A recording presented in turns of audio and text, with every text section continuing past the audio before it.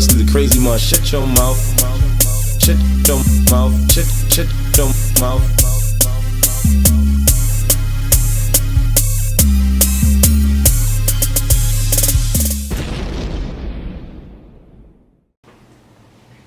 What's going on, world? I'm Wesley from Aconnectiontv, the one channel on YouTube where we actually adopt similar connections despite our differences. And I am going to adopt that similar connection, ask Dodd, with the real world. Latest episode entitled The Test. Dun dun dun dun. Now, a lot of you guys called it out on my last review, stating that Lauren, it's not Corey's baby, and that Lauren goes home because it's not Corey's baby, and so forth and so on. And you got it right. You got it right. I don't really know how the straight world works because I'm not a member of the straight world per se. So the length and time it takes to get a girl pregnant and when the signs are supposed to show up and blah, blah, I'm oblivious to all that. All of that. I am oblivious. I am oblivious to all of that. That is not my world at all. So when Lauren finds out that she's pregnant and she goes and tells Corey and she's trying to whisper on the mic,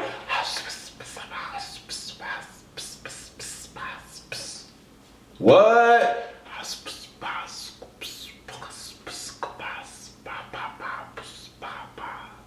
Stop playing. Like, really, you think Lauren, boo-boo, do you really think that the real world cannot hear what you're whispering to? Everybody's sitting there whispering and shit. I'm like, oh my God, I feel so bad for Lauren, but at the same time, I was dying laughing because I was like, chick, we know what you're talking about. We knew what you was talking about when you and Jenna went into the bathroom, and we know what you're talking about now. Yo, it's not working. The script is right below. The script is right below. We see it. I felt so bad for Lauren. I really did. And Corey, in the beginning, Corey thought that, it was his, She said that she used protection with every other person but him. So Corey was like, okay, all right, cool, no problem. And so later on down the line, Corey's like, wait a minute, this don't add up. We just had sex. She ain't gonna be pregnant that fast, not like that. This ain't my baby. So she about to pull the old okie doke on me like old girl did when I was in high school. Oh, hell no. Not on national TV. Oh, hell no. So Corey catches a case. And he gets very angry. Not physically, verbally abusive, but he gets internally angry. He's been with this girl for so long. I don't know if they've ever had a pregnancy scare before or ever had a pregnancy issue before. They've not disclosed that on the show. But it makes it seem like they've never had that happen until now. And it's with someone else. It's not Corey, it's with someone else. So he's completely pissed. Coupled with being on TV, coupled with being lied to before from females, he's completely pissed. And he's not empathetic. He's emotionally detached from Lauren. Lauren wants some comfort, and Corey is a bed of nails. I'm watching this like, damn, that is fucked up. I'm thinking to myself, how is Corey going to behave as such on national TV to this girl like that? He's going to lose so many cool points with his audience that he's trying to... I don't even know if he even cared or even cares about the audience, but I'm like, he's going to lose so many cool points, and he was losing cool points with me as I'm watching this, and I'm like, damn, son, really? Really? When Corey starts to cry, when Lauren cries, and she's like, I need you to support me, I need your help with this, Corey's like, nope. I'm like, damn. Lauren was like, but when you went through this in high school, I had your back. I was there for you. I was ride or die. Corey's like, but that's the thing. I'm not. And I'm not going to be. We're two totally different people. I was like, dang. I was like, wait a minute. Don't do that, son. Don't do that, Corey. I liked you. Why are you doing that? Don't do that. That was fucked up. That was really, really fucked up. I felt so bad for Lauren. I really did. But come to find out that Lauren lied and, she didn't use protection with homeboy. And, said that she took the pill afterward. The pill is not 100%. And neither is condoms because sometimes they break. But at the same time, it's like, damn, why didn't you tell him the truth? And it was when she lied. I think that is the straw that broke the camel's back for Corey, because after that, Corey was completely on beast mode. Completely on beast mode. He gave up a full scholarship for football because some girl lied and said that she was pregnant with his baby. So he gave up a full scholarship and everything for this chick. And to have this girl of over 12 years lie to him on national TV, he's pissed. He's pissed off to the highest level of passivity. Okay, I get that. I'm here. I can understand that. Okay, I can ask God with you on that. Corey's walking around. He's pacing throughout the house. He tells the guys.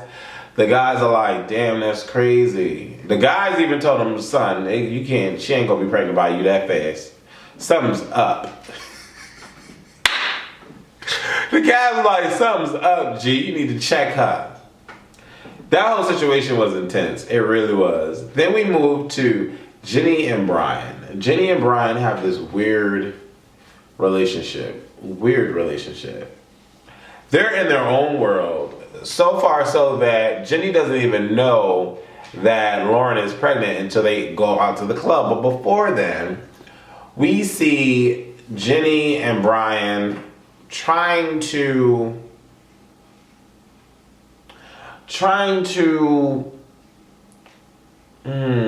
make the best out of a weird situation.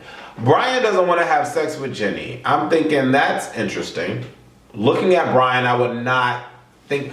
Brian shocked the hell out of me this episode, and we're gonna get into Brian. Maybe Brian is not really trying to put on that much. Maybe he's not. But him not wanting to have sex with Jenny right away, I thought that was kind of commendable in more ways than one. It showed that he's not the typical muscle-bound, jock, dumb-headed kind of guy, and that he actually has some kind of standard. Maybe he's doing this for the TV, I don't know. But Brian and Jenny's situation is appealing to me. I like the storyline. The whole weird guy, Doug, Creepy Doug. Creepy Doug comes to the house with flowers. Now see, this is the problem with having the Real World cast amongst the real world on the streets, on a residential spot on the streets that's available to the public, because anybody can just walk up to the doors, say knock, knock, knock, it's such and such here, and bring you flowers. No, God, no ma'am. I don't need you to bring me flowers. I don't. We're not cool. And I don't understand why Doug can't get the hint, because he sees cameras and he sees lights and he wants to be a part of that. That's why he can't get the hint. I don't think it really had anything to do with him wanting to fall in love with Jenny or to be with Jenny or whatever. I think it was the appeal of Real World and the TVs. That's typically why a lot of these reality TV relationships that are created in these households, like Real World and Bad Girls Club or whatever, that's why they start to begin with, i.e. Stephanie and Dre. Really? From season 10. Really? That's why things like that get started, because of the cameras and everything. And then, do they last? Obviously not. I'm just saying. She's sitting there trying to throw hints like, my ex is here. And he's like, really, your ex is here? But he's an ex. I'm like, dude, get the fuck out the house. Like, I don't want you here. And Nessa called that out on the MTV after show. I do not want you here. I do not want you here. Get out. What is wrong with you? What is wrong with you? I like the fact that Jenny was able to tell Brian about Doug, and Brian didn't care. One way or the other, he was just like, all right, well, I'm glad you told me. And as long as he knows not to keep coming by, then we can, we can still do us. I appreciate that. Thank you so much. I was like, okay, cool. Jenny thought that Brian was going to be all out of pocket and crazy with it, but he wasn't. So, Lori speaks to Liz. Lauren speaks to Liz. Liz tells Corey, wow, I can't believe this happened. Liz tells Lauren, Sour Patches, that you should come home. Don't do this. Don't go through this on national TV. Come home where you can be with family and blah, blah, blah. I'm like, okay. I honestly feel that she needs to do that too. Everybody decided you want to go to the club. I love Sour Patches. If you ever get me angry, give me some Sour Patches. Everybody goes to the club. Lauren wants to go out because she doesn't want to deal with this drama of being pregnant or whatever the case may be. I'm like, this is a setup. This is a setup. Corey wants to go to get rid of the drama. Lauren wants to go get rid of the drama. You already know what a guy's getting rid of the drama is. Flirting with girls, talking to girls, whatever have you. Corey is so pissed off at Lauren. Corey is not even thinking rationally about the situation with Lauren. He's all about himself and just not dealing with this mess. He's upset. He's just angry. So he starts talking to this girl. And I'm like, wow. Okay, I already know what this is going to end up being like. Lauren sees it. Obviously, she gets upset. She's like, you're not going to do this in front of me. You're not going to do this. So disrespectful. She starts to cry. She confronts him about it. The girl gets a little worried, but she's like, girl, I'm on TV. I'm with this fine dude. He's on TV. I'm on TV. All right, I don't know what she's talking about. I thought I was going to get beat up. Corey's like, no, boo-boo. Only thing that's going to get up is that poo-tang. I'm like, oh, damn, this is retarded. Lauren goes home. She's crying in the bed. Jenny's like, girl, what's wrong, girl? I just found out, girl. I didn't even know, girl. But girl, let me tell you, this is not your fault. This is crazy. Corey is being some sort of way. And then Lauren was like, yeah, I agree. Corey is being rude and disrespectful and so forth and so on. So of course Corey hears Lauren talking about him. And then Corey goes into the room and he's so mean. Like, wow. He's like, you're not gonna fucking sit here and fucking disrespect me, you fucking bitch. I'm like, damn. I mean, he didn't say all that, but I'm like, dang, done, son. Like, he was really like on some like whoop whoop type. You know what I'm saying? But I don't know. He was feeling the way he wanted to feel, and she was feeling the way she wanted to feel. At the end of the day, the reason why I'm going back and forth with Corey, and I was so hoping that he was gonna let all that negative energy go. He ended up calling his grandmother, and ended up crying on the phone when she gets on the phone. I'm like, aw, look at this big old dude crying like a bitch. I love it. I love it when a real man can let his guard down and just release through tears. It's a beautiful thing. I think Corey has some good sex. And the reason why I say Corey has some good sex is because he's emotionally capable. He's emotionally capable. When dudes are able to feel emotion, they can connect with you sexually. That's all I'm saying. So after having that little conversation with Gramps, he wakes up the next day and then he tries to make amends with Lauren. He takes her out. They go to dinner. They express themselves. I thought it was good. Good communication is great. You know what I'm saying? And he says in post-confessional, because Lauren was there for me in my situation, I want to be there for her in her situation. And I'm like, thank you. There was a reason why I gelled with Corey. There was a reason why I liked Corey, and this is the reason why I like Corey. He's cool. The whole fucking house is awesome. Like, I keep saying this. There's never been a real world where I was so fully invested into every single person on the show. Freaking awesome, right? Okay. Let's touch up on Ashley and Ariel. Shout out to Ariel. What's going on, sis? Can't wait to hang out with you in March. Hope everything works out. They're filming the reunion in March in New York, so I would love, oh my God, I would love to be able to go to that.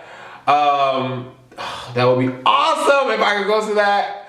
But anyways, so Ashley and Ariel is dealing with the complex in this episode. We finally get to dissect Ariel a little bit. And the reason why I say she's dealing with the complex is because when you grow up as a gay individual or a lesbian individual, you automatically are born into a world where you have to choose a side, where you have to live a specific role. And the only established roles that are okay is the male role and the female role. Period. There's no in between. There's no ... There's no dashed line where you can veer off to the left lane or veer off to the right. It's a solid line, straight. Male, female, period. So as a gay male or a lesbian female, you're always challenging yourself, you're always doubting yourself, you're always hating yourself, you're always overanalyzing situations that you get yourself into, you're always judging yourself when you look at a mirror. Am I presenting myself the way that the world tells me that I'm supposed to? And as a female, females are supposed to dress up like females. And men are supposed to dress up like men. So when you look at a female like Ariel, I never for a second thought she was trans. Never. Ariel has that complete natural beauty that's uncanny. My opinion, right? So when she gets the complex because she looks at a website and the website states that she's probably trans because she looks trans. So she starts to feel some sort of way because she's always had a tomboyish quality about her that carries out in her wardrobe. So, you know, she starts to feel some sort of way. And her and Ashley get into it because Ashley, she's lesbian.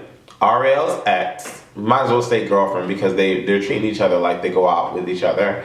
And Ashley likes girls who dress like girls. Ashley is attracted to girls. So the appeal of a man does not move her. Does not move her bowels. So when Ariel dresses up manly, it kind of pushes Ashley back. So they clash, they go back and forth. They have this little spat at the club. And, you know, they got this little argument going back and forth where, you know, Ariel is wearing Thomas's jeans and Ashley says something about it, and then Ariel's like, well, let's go through my closet. I can show you that I'm all Abercrombie and Fitched out. It's not just Thomas's stuff that I'm wearing, you know. So they have this little fight over who wants to draw with the red crayon and who wants to draw with the blue. I was just like, okay, this is unnecessary. This is an unnecessary argument. That's what I mean. And it was nice that the next day that they woke up, they realized that it was an unnecessary argument. But let's dig deeper. Let's dig deeper into the important message of this freaking episode. Hold on one second. Let me get my phone. So I want to acknowledge Kingston Joseph. And the reason why I want to acknowledge Kingston Joseph was because Joseph was born as a female. Or Kingston Joseph. I'm looking at the Instagram because I wrote down on my notes Gene, but I don't think his name was Gene because it says Kingston Joseph on the Instagram. But anyways, that's neither here nor there. Kingston was is Ariel's friend, and Ariel invites all of her friends to the house because she's feeling some sort of way. She has a complex. And a couple of her friends are trans, and I'm like, wow. You could hardly tell. And although I am a gay male, it was funny because Thomas, Corey, and Jay got in a confessional talking about, I know we may come across ignorant. And Corey was like, I don't give a fuck. We're ignorant as shit. We don't know about this shit. We didn't grow up dealing with this shit. Like, he's blunt about it. I'm the same fucking way. I could be a gay male and I don't know anything about this at all. Okay, so it was nice to see this episode, and it was even way fucking cooler to see Brian's Neanderthal-looking ass talk about unity and how he feels that people are born that way. I was like, what? Oh my fucking God, I could not fucking believe that Brian, of all people, came out and said that on national TV. Someone that's obviously straight. I was like, wow. That was huge. Kingston Joseph looks phenomenal as a guy. I mean, he's a man now. Phenomenal. And I'm just like, wow, you would never know. And that's something that is something that you grow up knowing that you're different. Feeling it. It's a gut-wrenching feeling that you have to physically change. I can kind of sit here and get a tad bit emotional, but I'm not, because it aggravates me when people do not understand, and they don't. It's because they don't understand. It's because they don't understand. It's not that they don't. It's not that they hate. It's because they do not understand. They cannot comprehend what it is, what it feels like to grow up knowing that you're different. To grow up knowing that the world will not accept you, but you have to fight yourself. Like, it is insane. And the fact that Brian even dared to try to comprehend, I was just like, wow. And then Ariel got a little emotional because, you know, the whole fucking cast, there was not one freaking arrogant, ignorant asshole in that house. I love that. I freaking love that. And, you know, of course, the positiveness and the peaceful atmosphere is not going to last for long, because we see later on down the line, Jamie gets a little beside herself and puts herself in situations that does not involve her. But I'm just like, wow, this episode was pretty good. It really was. I liked it a lot. I liked seeing Ariel's side. I like seeing Corey's vulnerability. I mean, you already know that he's vulnerable when it comes to Lauren. I like seeing the fact that Jenny and Brian are trying to do what it is that they're trying to do. When the guys go out to the club and the girls go out to the club, I'm not surprised that Brian did what he did. I'm surprised, but then again, I'm not surprised, because the guys already premeditated that this was going to happen. Like, they foresaw it happening the way that it did, because they're guys. They're going to go out, freedom, not around the girls. They're going to have drinks. The cameras are there. It's that atmosphere. Am I shocked? No. Not shocked by Jay, not shocked by Corey, not shocked by Thomas, not shocked by any of them. What I was shocked by was the corny pickup lines and the corny commentary that these dudes had for these chicks. I'm like, is this all that it takes to bang a chick? Jay was sitting there like, let me see what that Brazilian ass look like. Really? That's what it takes to get females into the bedroom? If I knew that it was that easy, I'd have been knocked somebody up. Like, I'd have been knocked somebody up. That's simple. You know what I'm saying? But I don't know. Like, I don't know. This episode was really, really good. I really like this episode. It's funny to see Corey and Brian gel like dude brothers, like bro code.